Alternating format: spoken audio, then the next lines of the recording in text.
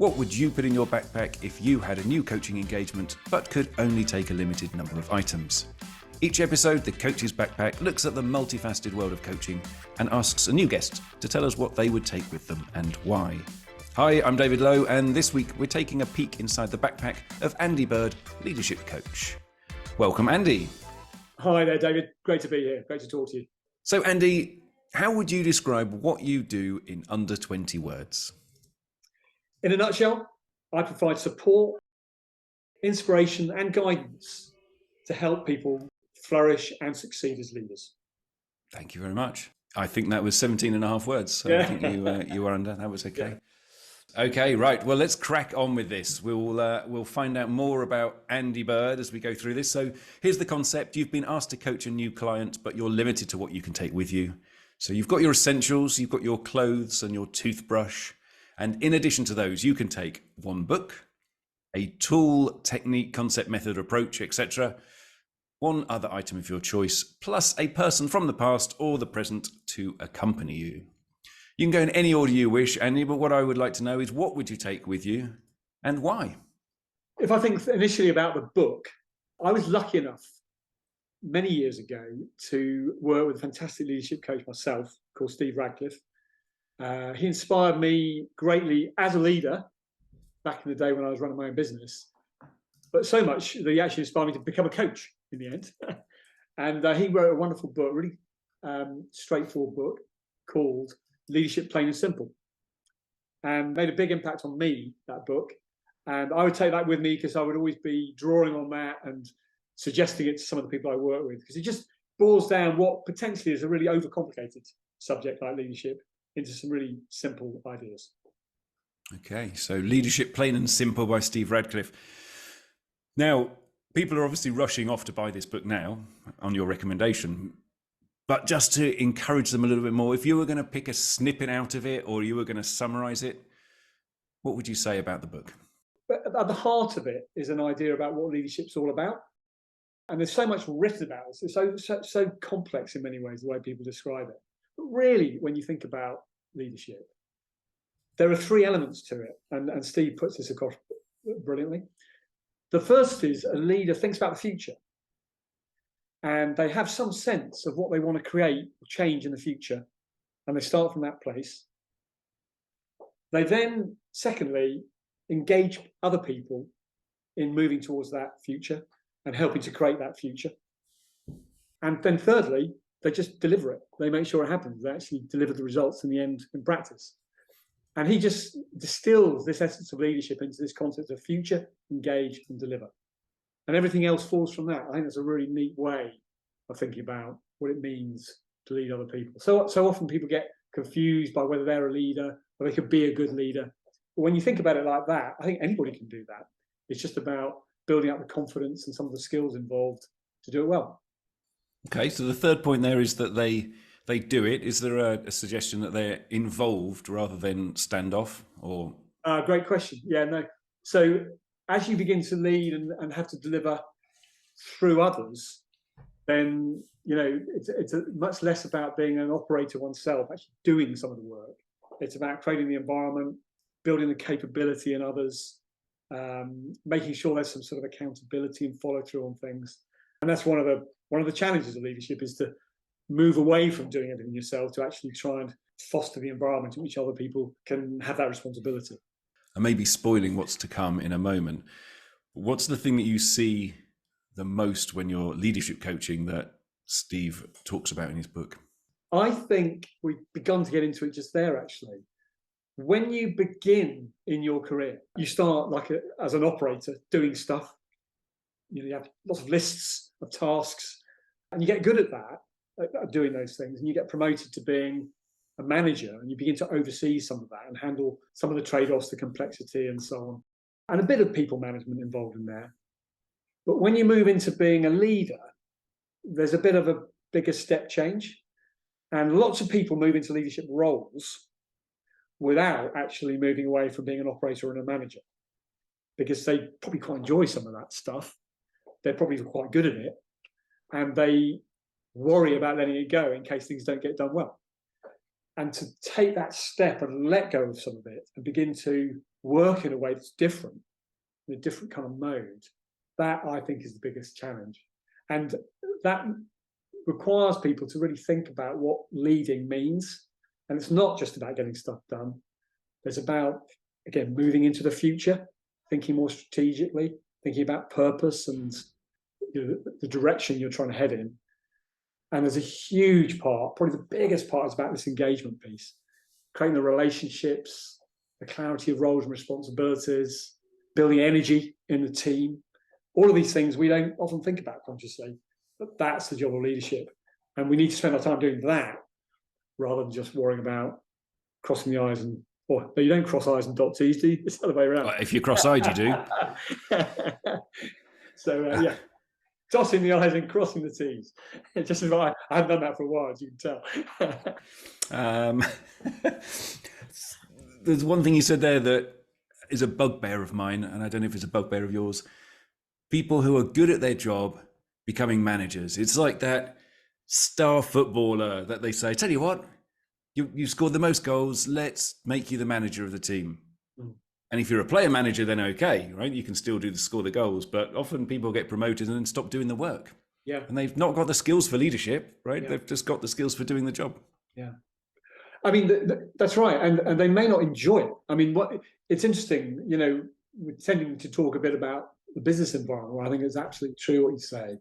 But if you think of some spheres like, teaching, being a teacher, suddenly to move into a headmaster or headmistress is a massive change, or being a journalist, becoming an editor. It's a completely different job. And the system often assumes you just want to make that progress. Whereas if you really love the work you do, you won't necessarily love being a leader. And as you point out, you won't necessarily have the skills either. I think people can build those skills and develop those skills.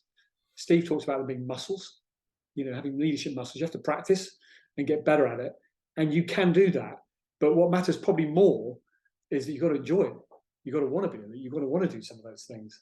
And there are things that I think can be really exciting about being a leader, which are different, being more influential, having the buzz of those connections with lots of people. And many people do enjoy those things. But, as you begin to take them on, you do have to let some stuff go that you probably also used to quite enjoy. And that's not always easy. Which is why they need a leadership coach. Indeed. Where would I be if there weren't problems? And we must move on to the next question, but you can still pay someone more than the leader, is my view. If someone is a star player, right, yeah, they can earn, they don't have to be promoted to a manager or a leader in order to earn more. That just seems madness. Yeah, that's right. I mean, there are definitely examples I've got of that. Back in early in my career, I had 15 years or so working in marketing. And then beyond that, another 15, 20 years supporting people in marketing and capability building. And in that world, the role of creatives, for example, you can have brilliant guys who are never going to run a big department, just brilliant ideas, and they're priceless. It's just a different role, and value is created in different ways by different people. And we must remember that. Right, I feel I'm going to draw a line on your book. So thank you. You've got that book safely in your backpack. So great. Steve's book is coming along. What else are you going to put in your backpack? So one of the items you talked about, this isn't an item. This is a kind of mindset, state of mind or quality, and it's compassion. One of the things that strikes me in the role I have is that most people in leadership roles these days are under an enormous amount of pressure. It's really difficult. I mean, it's always been difficult. I think particularly in the environment we've been through and are currently going through with COVID and the cost of living crisis and all the stuff that's come with that. The challenges facing people who are in roles are often quite lonely because they're often, responsible for big teams of people, and they can't necessarily talk openly to them. They have to shoulder all that stuff themselves. So as a coach, you really have to show up in a way that creates a space for people they can be really open and honest and share some of the stuff they're grappling with in a very transparent way, at times show a lot of vulnerability. And I think as a coach, there is definitely a space for challenge of people. You need to challenge them to help them get the best out of themselves. But there's a lot of support too. And I think the support comes first. and just being aware of what they're going through, and showing them kindness, compassion, and a real value for them as a person.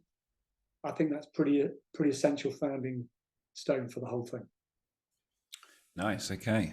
Well, I'm not sure whether you're putting that under the tool, technique, concept, method, approach, or the other item of your choice, but the other item. Okay, I'm going to be fine with that. So, okay, compassion. What else? So then I come to a tool. I have, this is a tricky one for me. I've got 3 tools or frameworks I use all the time. One is about a tool to help you find your personal sense of purpose as a leader, which I think is crucial, which is grounded in sort of really becoming more aware of your passions, your talents, your values as a person. But that's not the one I want to bring, although I think it's critical. There's another tool which I think is brilliant, which is in Steve's book, which is about how you show up and being more conscious of what mode you're in when you show up, whether you're at your best or more defensive, just surviving, and being more aware of the triggers that throw you off track and show up with behaviours that aren't going to help you. That's a really important part of leadership. But I'm not going to bring that one. If I have to choose one, it's actually a tool called the Leadership Circle Profile. And that is a really good 360 tool, a tool to help you get 360 feedback. I think one of the dangers of leadership coaching sometimes is if you just work with the leader and the things they think they need to work on, you can be in a bit of a bubble. And it's, a leader's effectiveness is determined so much by the impact they have. And they are not the judge of that impact. They don't know what that impact is most of the time. They're positively intended, no doubt, but giving them an insight into the impact they're having on the people around them is crucial, and bringing that into the coaching work. And this Leadership Circle Profile does that really well. It enables you to compare, as most 360 tools do, their perspective versus the perspective of various types of colleagues, their boss, their peers, their direct reports, and so on. You can also benchmark it against the database, so you actually get some statistical numbers to see how they compare against quite a big norm, which is quite interesting and challenging at times. But probably most important, it's very grounded in some research into how we develop as human beings. And they've identified some sort of competencies for leadership, and they help you identify the links between some of the behaviours that characterise great leadership, but with some of the motivations and the beliefs that underpin them. So in coaching, it means that you can identify some of the things they're doing well, but also possibly some of the behaviours that aren't going so well, and get beneath those to help them really think about what are the assumptions or the mindsets and beliefs that are driving those behaviours, so that you can actually do something about them. And I think that's what makes this particular tool so useful for helping leaders flourish and improve their effectiveness. Okay. So I've found getting feedback from people who other people are working with is useful. 2 problems. 1, how do you get honest feedback? And 2, how do you deal with it when you get feedback that you don't understand or it doesn't make sense, but it's been anonymously provided, so you can't then go back and clarify stuff? Yeah, no, it's a great question. And there's always a challenge in doing this well. I think it's very important to create the sense that you are genuinely interested in finding out truth as a leader. So when they set it up, there has to be a quite authentic request for input into this, which will help. Won't necessarily always crack it, but it'll help. But I think the thing that I've seen in using it, beyond some of the advantages I've already described, is that when people fill this in for you as a leader, they take quite a long time. It takes probably half an hour, quite an investment of their time to bother to do this. And I think it's quite important then as a leader to sort of demonstrate afterwards that you are grateful for that investment and that feedback. And that's best done by, in some way, sort of encapsulating what you've learned from it, the things that you've found has boosted you, because often there's a lot of stuff about your strengths, which is wonderful, and sort of acknowledging those is great. But actually having a conversation with people about some of the other things and broaching them some of the things that you've found out that might not be working so well. You said, you don't understand them. Well, what better way than to start asking people, well, what was kind of meant by this? What was going on here for you or for other people? How can I learn about that? And this leads to a point about leadership coaching. I mentioned the risk of leadership coaching taking place in a bubble. The coach and the client meet once every 4 to 6 weeks or something for maybe an hour and a half, a couple of hours. It's like going to the gym, once a month. The fact is you're being a leader day in, day out, and you've got to be practicing these things all the time. And it's so much more effective. There's research around this, actually.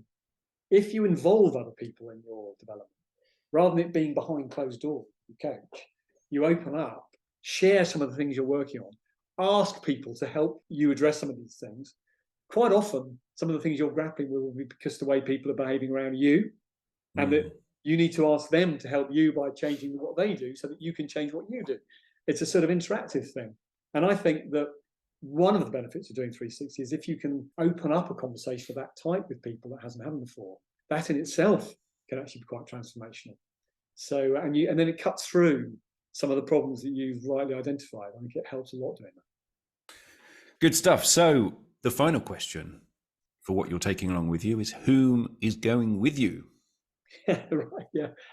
I tell you what, I thought about this. I thought about when I was back in my business career, I used to travel loads. So this backpack thing was very resonant. And I just remember going to all these lovely places in my old Unilever career and thinking, I just wish I was on holiday with my wife or some of my friends. So I was thinking, well, it'd be nice to bring my wife with me, but I'm not sure my clients would particularly value my wife being present, although it would be very helpful for me. She's been a huge support to me, both personally and professionally, all the way through. But I guess in the spirit of coaching, there'd be one person who's been particularly important for me. There's a lady called Alison Hardingham, who, when I did my master's in coaching at Henley Business School, she was the professor there who was the sort of linchpin of the program. So she taught me loads, and all my classmates and colleagues at that time, about what coaching was all about. And she was so good that I thought, what better to have Alison as my supervisor after that. And I've worked with Alison for years now as a supervisor. And, for those of you who are aware about coaching, know what's involved. It's strongly recommended, good professional practice, that you should have supervision. So you've got someone to, partly give you some support, some emotional support, but also challenge you a bit, make sure you're, working ethically and give you advice when you need it, when you're not sure how to deal with stuff. She's been brilliant for that. So Alison will be there on my shoulder. She's always there on my shoulder anyway. I'm always thinking about what else would we think about this. But if I was having a choice to have someone in the backpack, I think it would be her. I mean, she doesn't actually go in the backpack, Andy. We should just be clear about this. Yeah, she's not that small, actually. She's not having to go into it, but just go along with you. Okay, good. So you've got Alison Harding, you've got Steve Radcliffe's Leadership Plain and Simple as the book, Compassion, and the Leadership Circle Profile, all shoved in your backpack. Now, as you know, when you go on holiday, you're not going on holiday, you're going on a business trip. When you put that in my head now, Andy, talking about going on holiday. When you go away, sometimes things slip in your backpack. Maybe someone helps you to pack, and sometimes things slip in that you didn't intend to take. What would be the one thing you would want to make sure was not going with you? Yeah, it's a great question. To me, the answer to that question is the answers. I don't want answers in my backpack. And let me explain what I mean by that. Probably the most crucial learning as a coach is that when you hear someone sharing their problems or an issue they're dealing with, it's just human nature that you'll be drawing on your own experience and thinking, I know the answer to that. I know what they should be doing here. And most of the time in life, when you talk to friends or colleagues about issues you've got, they will be, giving you answers or suggestions or solutions of their own. And it's very tempting to do that as a coach, even though we're trained, banged into us, you shouldn't do it. Because the essence of coaching is that you let someone work out what it is they're dealing with, and then try and create the environment for them to think through how they might deal with that themselves. And you use your experience to ask insightful questions questions that might stretch their thinking. But if you just give them the answer straight away, then they don't explore in any way. And it's quite often something that I have to pull myself back from, because it quite often occurs to me, I really want to suggest this. And I can honestly say, when you hold back and resist that temptation and genuinely ask them, well, how do you think you might cope with that? How might you deal with that? What are the kind of some of the options you might have for dealing with the situation? Some things pop out that you'd never have dreamt of, because how could you possibly know what's going on in their worlds, the kind of people they're dealing with, some of the things that, there might be avenues they've not dealt with yet that you would never have come up with yourself. And I often think, my God, thank God I didn't suggest anything, because what a brilliant ideas just come up from that. And of course, if the person comes up with themselves, they're so much more likely to deal with it. The risk if you start suggesting things too quickly, then I've noticed a client will begin to start pushing back and arguing why it's not a good idea and why it wouldn't work. And then you try to advocate it more. And that's not helpful to anybody, really. So it's a bad dynamic. So I think I would not want the answers in my backpack. Okay, the answers are not going with you. I've got to slip in a story here. I'm sure I've told it to many people who are listening. I've probably heard this already. But I was asked once by someone what I did for a job. And I was also asked this next to a neighbour of mine who they thought we were maybe doing a similar job. And let's call him Bob. It's not his real name. I'm going to conceal his identity. Bob jumped in and said, I was born with a gift. When someone tells me their problem, I can give them the answer. Yeah. Wow. We all know someone like Bob. Wow. So, we don't want Bob in your backpack either, but the answers are not coming with you. Okay, good. Right, well, one final question, Andy, is where do you hope that you are or are not heading on this fictional gig? Well, my life as a coach, I've been coaching probably sort of 8 to 10 years now. And there's been a bit of a sort of trend. I started very much focused in the corporate world, which is where my previous career background had been. I began to get more involved in startups, which I've absolutely loved, and still do some work in the startup world. But in recent times, I've got more and more involved in charities and working with the CEOs of charities. And particularly in the last few years, I think people in that sector have had an enormous range of challenges to deal with. And so for me, I think my future is moving more and more in that direction. And as you know, I'm not sure whether listeners know, but you and I know each other from working currently on the doctorate programme at Oxford Brookes for coaching and mentoring. And my research is in the space of the role that coaching and mentoring can play for charity CEOs. And that's the kind of territory I want to move into in the years to come. Superb. Okay. Well, Andy, if people want to know more about Andy Bird, or maybe there's someone out there who's a chief exec in a charity that would like to get involved in your research, how can they get hold of you? So, on LinkedIn, I'm there, or my website is andybird.com, easy to remember. So just get in touch. Be lovely to hear from anybody that's interested. Brilliant. We can put links in the show notes as well. Great. Well, Andy, thank you very much for joining us on this episode of The Coach's Backpack. Fantastic. And thank you for joining us on this episode of The Coach's Backpack. If you would like extra goodies such as free tools, offers, further info about our guests, and maybe even the odd peek inside their actual backpack, sign up to our mailing list at thecoachesbackpack.com. And don't forget to follow the podcast too. See you next time.